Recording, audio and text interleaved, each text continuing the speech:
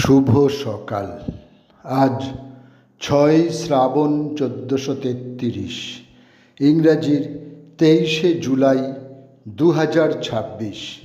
23শে জুলাই 1843 বর্তমান বাংলাদেশের ঢাকা বিক্রমপুরের ভরাকর গ্রামে জন্মগ্রহণ করেন বাঙালি সাহিত্যিক কালীপ্রসন্ন ঘোষ।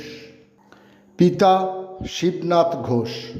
কালীপ্রসন্ন ছিলেন লেখক, সাংবাদিক ও বাগ্মী।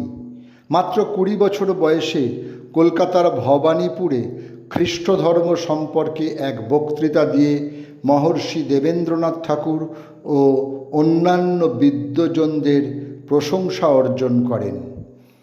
1856 আজকের দিনে জন্মগ্রহণ করেন বাল গঙ্গাধর তিলক।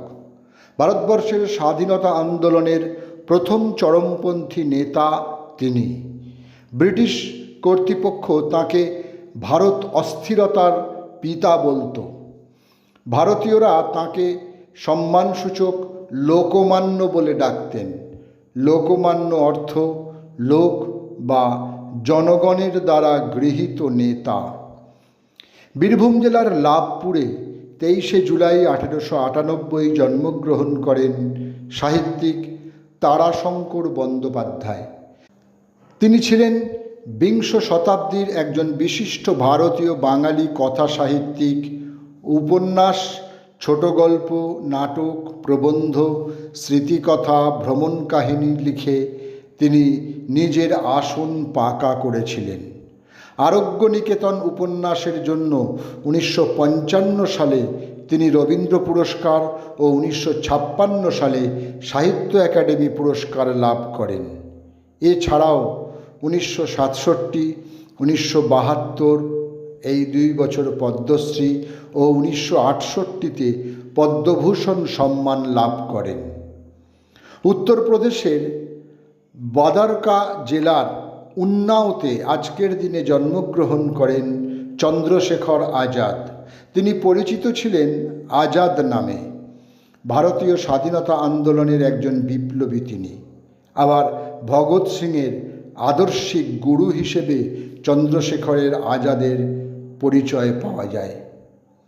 যতীন্দ্রমোহন সেনগুপ্ত একজন প্রথম সারির নেতা ও জাতীয়তাবাদী আইনজীবী। 23শে জুলাই 1933 সালে রাঁচিতে তাঁর মৃত্যু হয়। নাগরখোলা খণ্ডযুদ্ধ, সরকারি টাকা লুট এই মামলায় মাস্টারদা, অনন্ত সিংহ, অম্বিকা চক্রবর্তীর মামলা পরিচালনা করে তাঁদের মুক্ত করেন তিনি।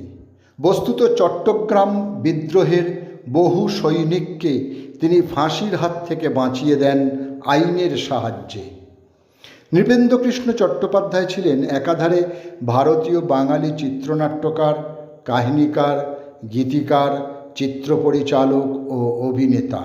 অন্যদিকে অনুবাদক, গল্পকার, প্রাবন্ধিক, ঔপন্যাসিক, শিশু সাহিত্যিক এবং বেতার অনুষ্ঠান সঞ্চালক।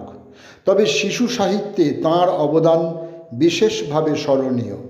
আজ তাঁর মৃত্যুদিন, সময়টা 1963। ভারতীয় অভিনেতা, গায়ক, পরিচালক ও প্রযোজক মেহমুদ আলী, যিনি সিনেমা জগতে মেহমুদ নামে পরিচিত, আজ তাঁর মৃত্যুদিন। 23শে জুলাই 2004 71 বছর বয়সে আমেরিকার পেনসিলভেনিয়ায় ঘুমের মধ্যেই ইহলোক ত্যাগ করেন। 4 দশকের বেশি সময় ধরে 300টিরও বেশি হিন্দি সিনেমায় সাফল্যের সঙ্গে অভিনয় করেছেন। তাঁর উল্লেখযোগ্য চলচ্চিত্রগুলি হল নাস্তিক, সিআইডি, রাবিশ, হাওড়া ব্রিজ, মঞ্জিল, গুমনাস, ওয়ারিস, ছোট বহন, ছোটে নবাব ইত্যাদি ইত্যাদি। 23শে জুলাই 2012 97 বছর বয়সে কানপুরে মৃত্যু হয় ক্যাপ্টেন লক্ষ্মী সেহগালের। কানপুর মেডিকেল কলেজে চিকিৎসা শাস্ত্রের প্রয়োজনে দেহদান করেছেন তিনি। তিনি ছিলেন সিঙ্গাপুরের বিশিষ্ট স্ত্রীরোগ বিশেষজ্ঞ।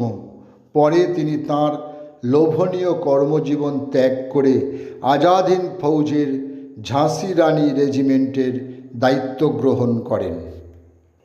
23শে জুলাই 2018 হৃদরোগে আক্রান্ত হয়ে শেষ নিঃশ্বাস ত্যাগ করেন বিশিষ্ট ভারতীয় বাঙালি অভিনেত্রী বাসবী নন্দী।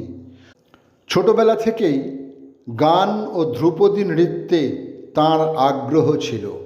1958 সালে জমালয়ে জীবন্ত মানুষ চলচ্চিত্রে তাঁর প্রথম অভিনয়। মঞ্চ নাটকেও তিনি ছিলেন একজন স্টার অভিনেত্রী। 23শে জুলাই 2025 77 বছর বয়সে অমৃতলোকে যাত্রা করেন রতন থিয়াম। কোরাস রেপার্টারি থিয়েটারের তিনি প্রতিষ্ঠাতা পরিচালক। রতন থিয়াম নামের সঙ্গে সঙ্গে আসে নাটক অন্ধযোগ ও উড়ুভঙ্গম।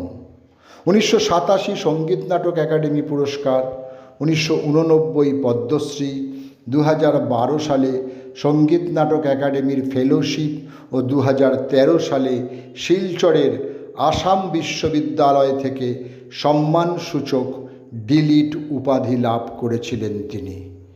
সকলকেই আমার আনত প্রণাম।